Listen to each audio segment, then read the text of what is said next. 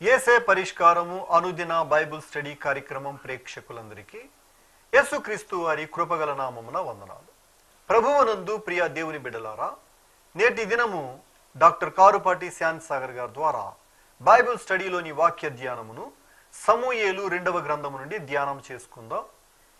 మీరందరూ సిద్ధపడి ఉంటే డాక్టర్ కారుపాటి శాంత్ సాగర్ గారు ప్రార్థన చేసి ఈ దినపు వాక్య పరిచర్య చేస్తారు. ప్రభువునందు ప్రియ దేవుని బిడ్డలారా, ఈ రాత్రి కాలం వాక్య భాగం కొరకు ప్రార్థన చేద్దాం. ఈ దినం ఈ మాసంలో మొదటి దినం. దేవుని మహాకృప చొప్పున నవంబర్ మాసంలో ప్రవేశించాం. నవంబర్ మాసంలో 30 దినాలు ఎపిసోడ్ సహకారులు కావాలి. ఈ మాసంలో ఒక్కరు కూడా ఇంకా అనుగ్రహింపబడలేదు. దయచేసి ప్రార్థించండి. ప్రార్థన చేసుకుని వాక్య ధ్యానం ప్రారంభిద్దాం. మమ్మలను మిక్కిలిగా ప్రేమిస్తోన్న మా ప్రియ తండ్రి, మీకు వందనములు. ఈ రాత్రికాలం వాక్య భాగం కొరకు ప్రార్థిస్తున్నాం. మీ కృపకై కృతజ్ఞతలు అర్పిస్తున్నాం. మీ వాక్యం చేత మమ్మలను దీవించమని ప్రార్థిస్తున్నాం. నవంబర్ మాసంలో ఎపిసోడ్ సహకారులను పంపండి. పరిచర్యను ఆదుకోండి ప్రభు. ప్రజలు రక్షించబడాలి, విశ్వాసులు అభివృద్ధి చెందాలి. అట్టి భాగ్యం ఇవ్వండి. యేసు ప్రభు పేరిట ప్రార్థన చేస్తున్నాము తండ్రి, ఆమేన్. ప్రభువునందు ప్రియ దేవుని బిడ్డలారా, దయచేసి మీ పరిశుద్ధ బైబిల్ గ్రంథాన్ని తెరవండి. సమూయేలు 2వ గ్రంథం 12వ అధ్యాయం 26వ వచనం నుండి వాక్యాన్ని గమనిద్దాం. దావీదు బత్షెబా నందు సొలొమోనును కన్నాడు. సొలొమోను దావీదు తరువాత రాజు అయినవాడు. సొలొమోను పేరు దావీదు యెహోవాకు ప్రియుడు అని అర్థం వచ్చే యెదీద్యా అనే పేరు పెట్టుకున్నాడు. సొలొమోను లక్షణాలు మనం చూస్తే కొన్ని సిమిలారిటీస్ అతని రాజ్యం, అతని విధానాల్లో కొన్ని క్రీస్తు ప్రభువుకు సారూప్యంగా కనిపిస్తాయి. దేవుని వాక్యానికి అనుకూలమైనటువంటి వ్యక్తిగా జీవించిన వాడు సొలొమోను. అతని జననం తరువాత కొంతకాలానికి యోవాబు అనే సైన్యాధిపతి రబ్బా అనేటువంటి పట్టణం, అమ్మోనీయుల పట్టణంను పట్టుకున్నాడు. అమ్మోనీయులే ఉరియాను చంపారు. అమ్మోనీయులను జయించి రబ్బా అనే ముఖ్య పట్టణాన్ని దావీదు యొక్క సేవకులు పట్టుకోగలిగారు. యోవాబు దావీదును కబురు చేశాడు, ఈ పట్టణం నేను పట్టుకున్నాను, అయితే నేను జయించింది రాజును కనుక తీసేస్తే ఆ కిరీటం నాకు పెట్టబడుతుంది, కాబట్టి నాకు ఆ పట్టణం పేరు పెట్టబడుతుంది, ఆ పట్టణానికి ఆ పేరు పెట్టబడుతుంది. అలా జరగకుండా ఉండినట్లుగా నీవు వచ్చి ఆక్యుపై చేసుకోమని కబురు చేశాడు. యోవాబు కొన్ని సందర్భాల్లో రాజుకు భక్తి ప్రకటన చేశాడు. ప్రభు భక్తి అంటారు చూశారు, అది ప్రకటన చేశాడు. అది అలాంటి దాన్ని ఇదొక ఇన్సిడెంట్ అనమాట.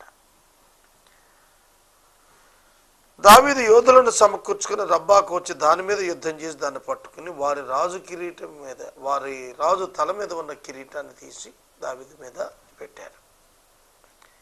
అది విలువగల రత్నములు చెక్కినది, 2 బంగారు మణుగులంత ఎత్తు ఉండెను. 20 kgs అన్నమాట.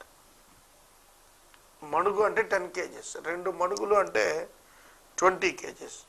బంగారంతో రత్నాలతో చేయబడి చాలా ఖరీదైనటువంటి కిరీటం. అమోనీయుల యొక్క రిచ్నెస్ ఇక్కడ ఎక్స్ప్లెయిన్ చేస్తున్నాడు. రాజు అటువంటి కిరీటం పెట్టుకున్నాడని చూడండి. రాజు యొక్క ఘనత దేశం యొక్క సౌభాగ్యాన్ని జ్ఞాపకం చేస్తుంది. రాజు తల మీద ఉండేటువంటి కిరీటం 20 కిలోల బంగారపు బరువుతో వజ్రాలు వైఢూర్యాలు మాణిక్యాలతో పొదగబడిందంటే ఎంత చాలా ఖరీదైనటువంటి విలాసవంతమైనటువంటి జీవితాలు అమ్మోనీయులు గడిపారనేది అర్థమవుతోంది. మరియు పట్టణంలో నుండి విస్తారమైన దోపుడు సొమ్ము పట్టుకున్నారు. పాత నిబంధన కాలంలో ఇశ్రాయేలు జనాంగం శత్రువులను జయించి దోపుడు సొమ్ము తీసుకొచ్చుకున్నారు. ఆ సొమ్ముతో వారి యొక్క ఆస్తులను పెంచుకున్నారు. ఇక్కడ మనం గ్రహించాల్సింది ఏమిటంటే, యుద్ధములో దోచుకున్నటువంటిది దోపిడీ కిందకు రాదు. విజయం సాధించినందున, శత్రువులను నాశనం చేసినందున వచ్చినటువంటి భరణమే తప్పది ఏ విధంగా కూడాను అది దోపిడీ కిందకు రాదు. అలాగే యుద్ధంలో చంపినది హత్య కిందకు రాదు. యుద్ధనీతి కింద అది యాక్సెప్టెడ్. కనుక వీరు తెచ్చుకున్నదంతా కూడాను యుద్ధాన్ని జయించిన కారణంగా వచ్చినటువంటిదే. ఆ పట్టణాల్లో ఉన్నవారిని బయటకు రప్పించి రంపాలతో, ఇనప పనిముట్లతో, ఇనుప గొడ్డళ్లతో ముక్కలు ముక్కలుగా చేసి ఇటుక బట్టీల్లో పారేశారు.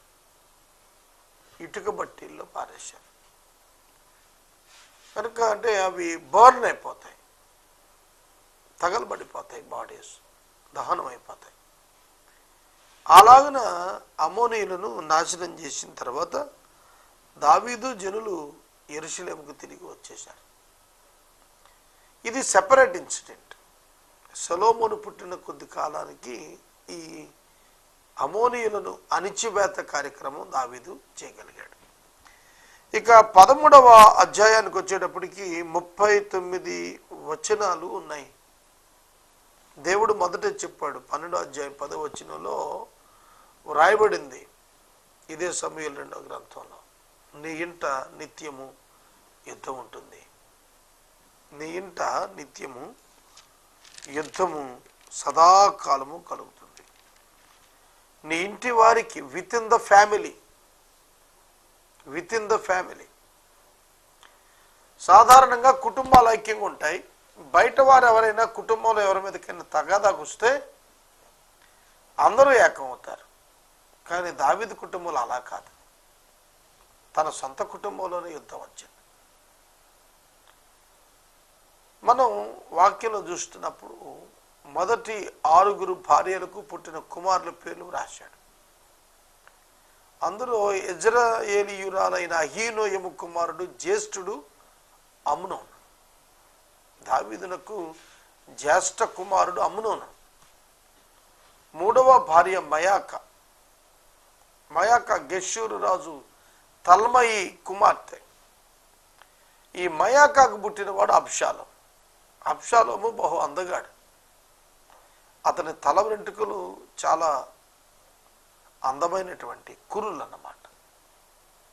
కర్లింగ్ హెయిర్ అంటారు చూసారు, అట్లా థిక్ కర్లింగ్ హెయిర్.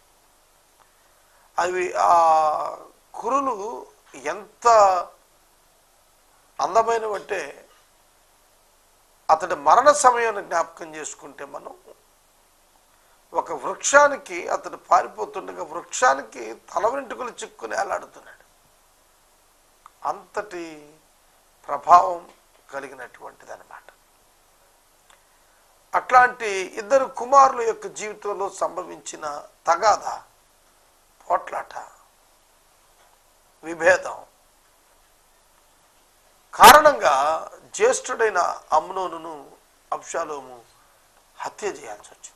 తగాదాకు కారణం అమ్నోను అబ్షాలోము యొక్క సహోదరి అయిన తామారును బలవంతం చేసి బయటికి గంటేశాడు. మనం 11వ అధ్యాయంలో దావీదు ఎటువంటి వ్యభిచారము కొరకైన కుట్ర, నరహత్య కొరకైన కుట్ర చేశాడో అలాగే అతని కుమారులు కూడా చేస్తున్నారు. అమ్నోను వ్యభిచారం కొరకు కుట్ర చేస్తే, జారత్వం కొరకు, అబ్షాలోము రక్త సంబంధికుడైన అన్నగారి హత్య కొరకు ప్రణాళిక చేసి అమలుపరిచాడు. చూడండి, దేవుడు చెప్పారు ముందే, దావీదు నీవు ఊరియా భార్యను తీసుకొచ్చుకున్నావు, ఆ నీతిమంతుని బట్టి నీ ఇంట సదాకాలము యుద్ధం ఉంటుంది. ఆ యుద్ధం ప్రారంభమైపోయింది. 13వ అధ్యాయం ప్రారంభం. తరువాత అనే పదం సెపరేట్ టైం అండ్ ఇన్సిడెంట్ అని జ్ఞాపకం అవుతుంది. దావీదు కుమారుడు అబ్షాలోము, అతనికి తామారు అని ఒక సుందరివతి యొక్క సహోదరి ఉన్నది. దావీదు కుమారుడు అమ్నోను అహీనోయము కుమారుడు తామారును మోహించెను. ప్రేమించెను కాదు, మోహించెను అనే పదం అండర్లైన్ చేసుకోండి. మోహించెను అనే పదం కామమునకు సంబంధించింది. శరీర ఇచ్ఛ, లస్ట్ అంటారు చూశారు, అది. అతని కనులు కామముతో కండ్లు మూసుకుపోయాయి. తామారు సుందరవతి. తామారు అమ్నోనుకు చెల్లి అవుతుంది. Same father. తల్లులు మారారు, తండ్రి ఒక్కడే. పాత నిబంధన గ్రంథంలో ఉన్న వివాహాలు గనక మీరు చూసినట్లయితే, వివాహ వరుసలు తండ్రి సహోదరుని కుమార్తెను వివాహం చేసుకోవటం అనేది ఉంది, వాడుకలో ఉంది. అప్పటికి ధర్మశాస్త్రం రాలేదు. అబ్రహాము గారి కాలానికి ధర్మశాస్త్రం రాలేదు. ధర్మశాస్త్రం వచ్చిన తర్వాత కూడా అది కంటిన్యూ అయ్యింది. అబ్రహాము తన భార్య అయిన శారాను వివాహం చేసుకున్నాడు.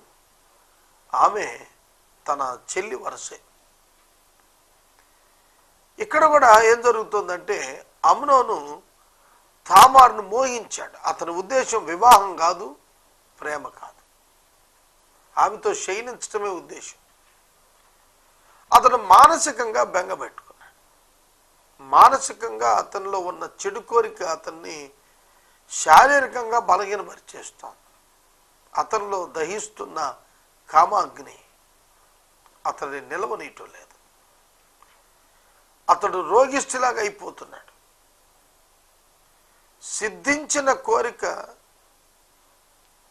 సిద్ధించిన మనోవాంఛ జీవవృక్షం అన్నాడు.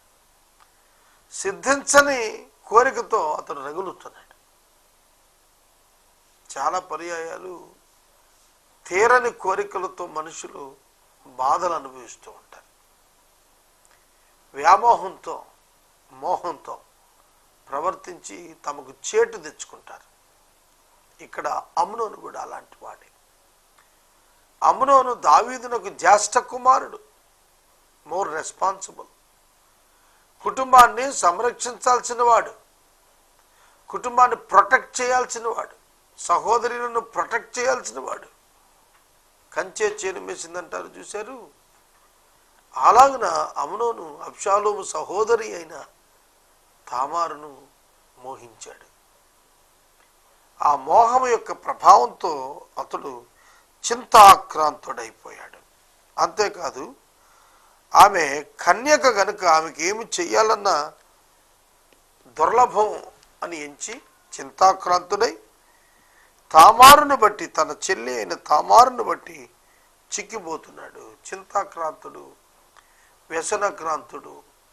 మానసికంగా వేదన ఉన్నప్పుడు మనుషులు వెయిట్ లాస్ అవుతారు. మనోవ్యాధి అంటారు దాన్ని. శారీరక వ్యాధి కాదు, అది మనసుకు కలిగిన వ్యాధి. మనోవ్యాధి శరీరాన్ని కూడా నష్టపరుస్తుంది, బలహీనపరుస్తుంది. అనవసరపు ఆలోచనల చేత, అనవసరపు అపోహల చేత మనసు నింపుకుంటే అట్టి మనోవ్యాధికి శరీరం కూడా పతనం అవుతుంది. అమ్నోను యొక్క శరీరం ఆ విధంగానే చిక్కిపోతుంది. అమ్నోనుకు మిత్రుడు ఒకడు ఉన్నాడు. చూడండి, మిత్రుడు ఒకడు ఉన్నాడు. అతని పేరు యెహోనాదాబు. యెహోనాదాబు దావీదు యొక్క సహోదరుని యొక్క కుమారుడు, అంటే అన్నదమ్ముల వరుస దాయాదులు అన్నమాట.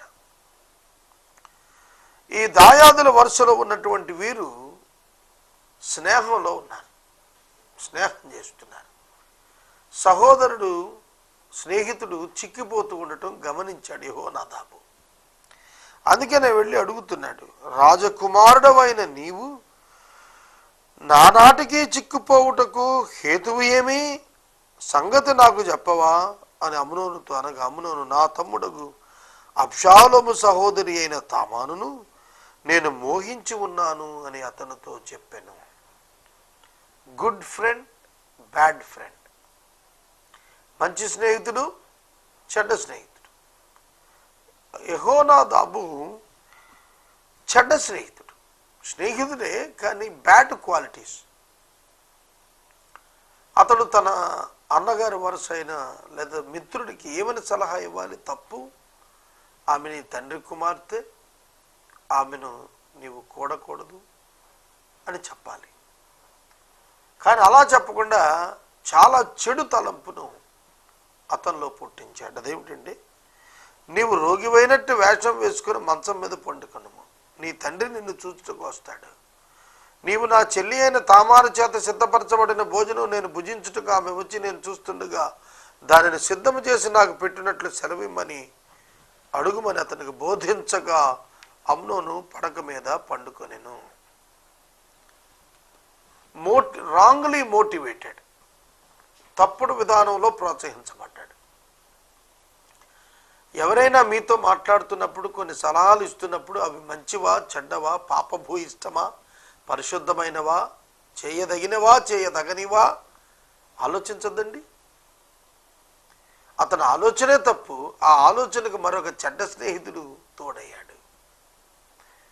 చెడ్డ స్నేహం మంచి నడవడినే చెరిపినప్పుడు చెడ్డ స్నేహం చెడ్డ నడవడిని మరింత పెంచదా? చెడ్డ స్నేహాలు చెడ్డ నడవడిని పెంచుతాయి.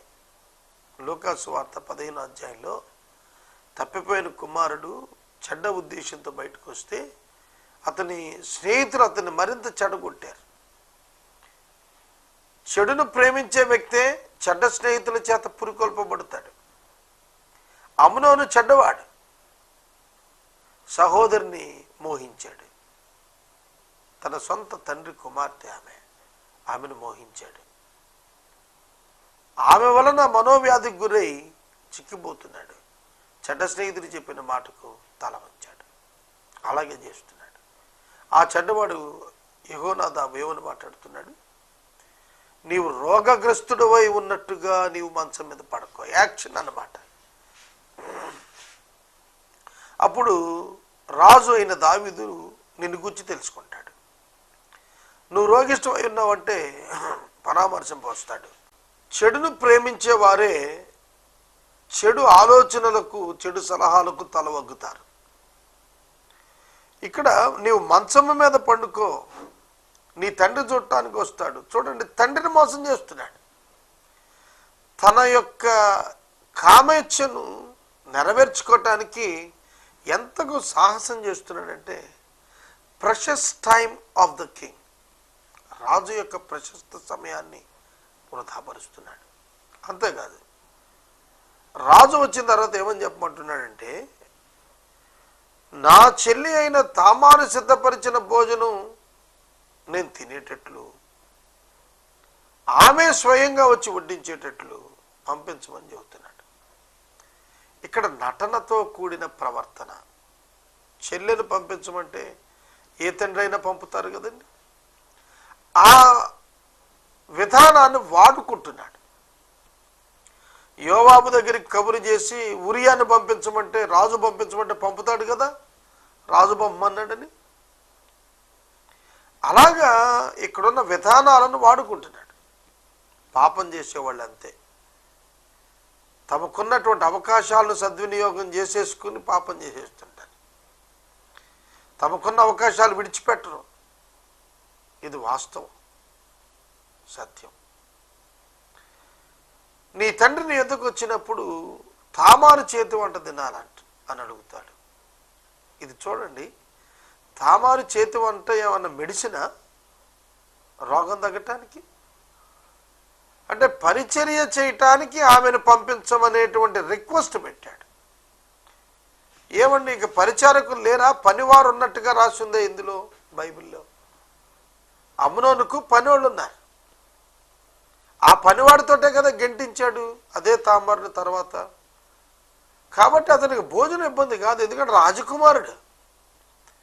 రాజకుమారుడికి పని చేసి పెట్టేవాళ్ళు ఉండరా?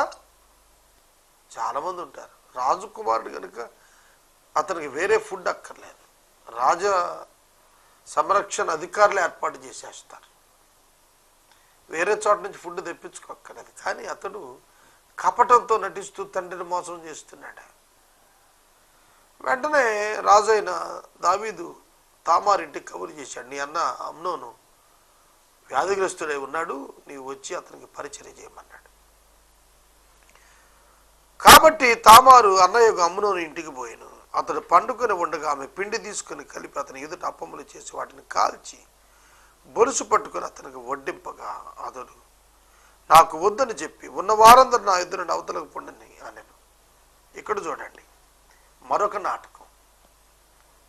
ఆమెతో ఏకాంతం సృష్టించుకోవటానికి మిగతా వారి మీద ఇరిటేట్ అవుతున్నట్టుగా, వ్యాధి లక్షణం అయినట్టుగా ప్రవర్తించేస్తున్నాడు. కపటము, మోసము, నటన ఇతరులో చాలా తీవ్రంగానే ఉన్నాయి. తన ఇచ్చ నెరవేర్చుకోవటానికి మానవుడు వేసేటువంటి వేషాలు అన్నీ ఇన్ని కాదు. పరిశుద్ధతను విడిచిన వాడు ఇలా ప్రవర్తిస్తూనే ఉంటాడు.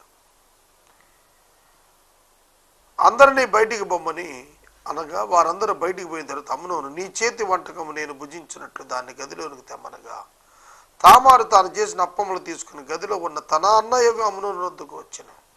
అతడు భుజింపవలెనని ఆమె వాటిని తీసుకుని వచ్చినప్పుడు అతడు ఆమెను పట్టుకొని ఈ స్టేట్మెంట్ చూడండి, నా చెల్లి రమ్ము నాతో శయనించుము అని చెప్పగా ఆమె నా అన్న నన్ను అవమానపరచుకుము, ఇలాగు చేయటి ఇశ్రాయేలీయులకు తగదు, ఇట్టి జార కార్యము నీ చేయవద్దు, నా అవమానము నేను ఎక్కడ దాచుకుందును, మరియు నీవును ఇశ్రాయేలీయులలో దుర్మార్గుడు వగదువు, అయితే ఇందును గురించి రాజుతో మాట్లాడము, అతడు నన్ను నీకు ఇయ్యకపోడు అని చెప్పినను అతడు ఆమె మాట వెనక ఆమెను బలవంతము చేసి అవమానపరిచి ఆమెతో శయనించెను.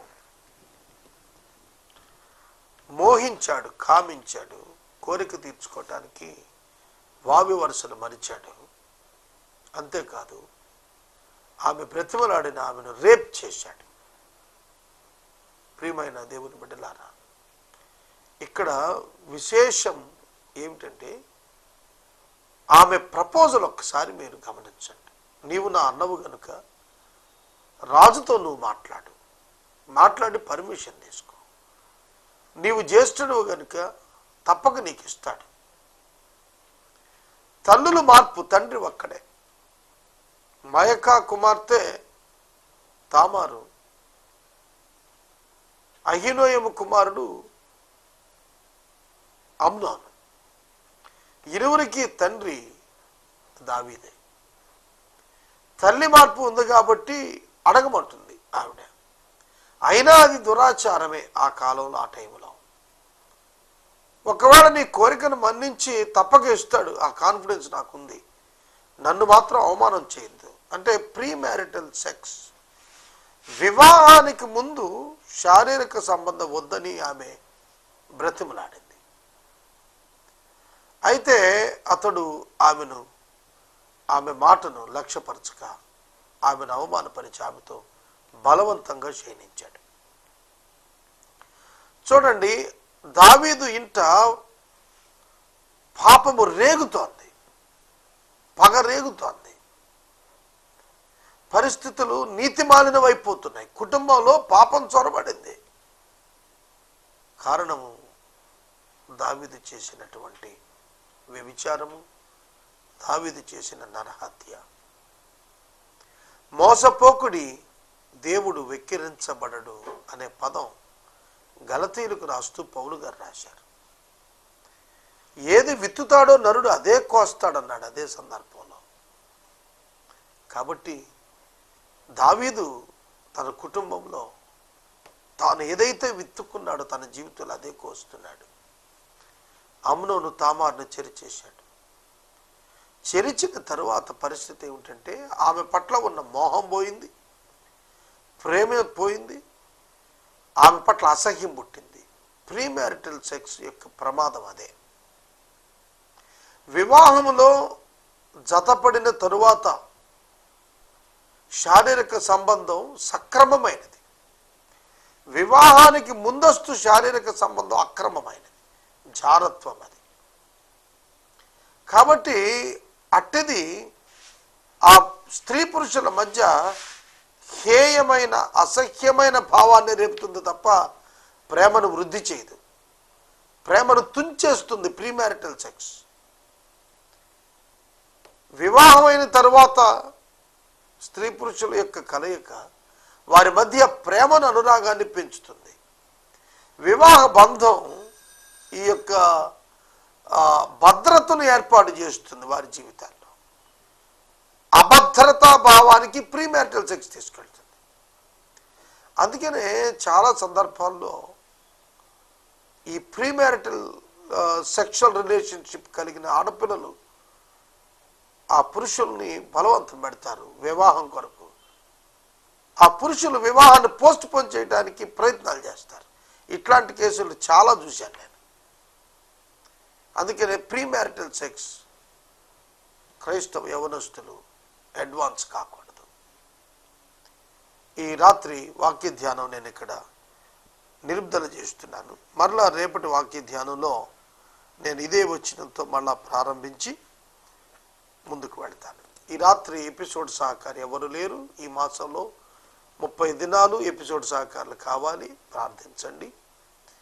అలాగే ప్రజలు రక్షించబడినట్లుగా ప్రత్యేకంగా విజ్ఞాపన చేయండి. ప్రకృతి వైపరీత్యాలు అధికంగా కనిపిస్తున్నాయి. ప్రజలు నిరాదరణకు గురి కాకుండా ప్రార్థన చేద్దాం. మనము ఇంతవరకు డాక్టర్ కారుపాటి శ్యామ్ సాగర్ గారి ద్వారా బైబిల్ స్టడీలోని వాక్య ధ్యానమును సమూయేలు 2వ గ్రంథము నుండి ధ్యానం చేసుకున్నాం. ఈ కార్యక్రమం ద్వారా మీరు పొందుకున్న ఆత్మీయ మేలులు ఒక ఉత్తరం ద్వారా మాకు తెలియచేయండి. మీ ప్రార్థనా మనవులు మాకు తెలియచేస్తే ఏసే పరిష్కారం కార్యాలయంలో ఏర్పాటు చేసిన ప్రత్యేక ప్రార్థనా శిబిరంలో మీ కొరకు ప్రార్థిస్తాం. మీ కుటుంబ పక్షముగా ఒక ఎపిసోడ్ ప్రసారం చేయాలనుకున్నారు మాకు తెలియజేస్తే మా సిబ్బంది మీ గృహాలను దర్శిస్తారు. ముగింపు ప్రార్థన ఆశీర్వాదాలతో ఈ కార్యక్రమాన్ని ముగించుకుందాం. ప్రార్థన చేసుకుందాం. మమ్మల్ని మిక్కిలిగా ప్రేమిస్తున్న మా ప్రభు, మీకు వందనాలు. వాక్య విన్నబిడ్డలను దీవించండి. ఎపిసోడ్ సహకారాలను పంపించండి. యవనస్తులు వాక్యం చేత తమ నడత శుద్ధి చేసుకున్నట్టుకు నేర్పండి. ప్రీ మ్యారిటల్ సెక్స్ విషయంలో క్రైస్తవ యవనస్తులు జాగ్రత్తగా ఉండటానికి నేర్పండి. మోహము అనే భయంకరమైన భావన హృదయాల్లోనికి అభివృద్ధి కాకుండా యవనులు శ్రద్ధ తీసుకునేట్లు కృప చేయండి. యేసు నామములో ప్రార్థిస్తున్నాము తండ్రి, ఆమేన్. తండ్రి అయిన దేవుని ప్రేమ, కుమారుడైన యేసయ్య కృప, పరిశుద్ధాత్మని యొక్క అన్యోన్య సహవాసం సదాకాలం మనందరికీ తోడై ఉండును గాక. ఆమేన్.